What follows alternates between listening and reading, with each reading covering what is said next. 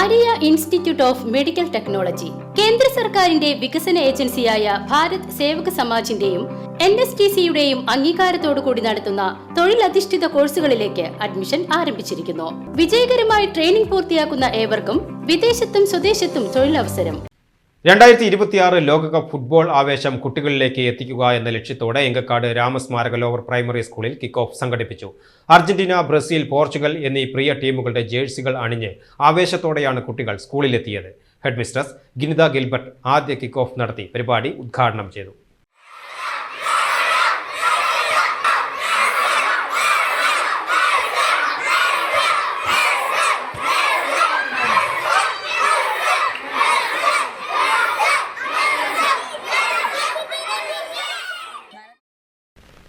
തുടർന്ന് അധ്യാപകരായ അശ്വതി, അഞ്ജന എന്നിവരുടെ നേതൃത്വത്തിൽ കുട്ടികൾക്കായി സൗഹൃദ മത്സരം സംഘടിപ്പിച്ചു.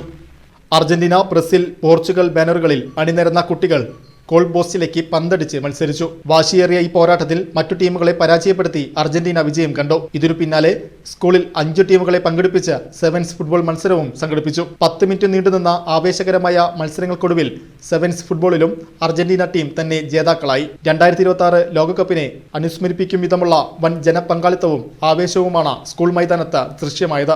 കായിക പ്രാധാന്യമുള്ള വിഷയങ്ങളിൽ കുട്ടികളുടെ ശ്രദ്ധ കേന്ദ്രീകരിക്കുക, ജയപരാജയങ്ങളെ ഒരുപോലെ സ്വീകരിക്കാൻ കുട്ടികളെ പ്രാപ്തരാക്കുക, കായിക വിദ്യാഭ്യാസത്തിന് ഊന്നൽ നൽകുക തുടങ്ങിയ ലക്ഷ്യങ്ങളോടെയാണ് സ്കൂൾ കിക്ക് ഓഫ് സംഘടിപ്പിച്ചത്.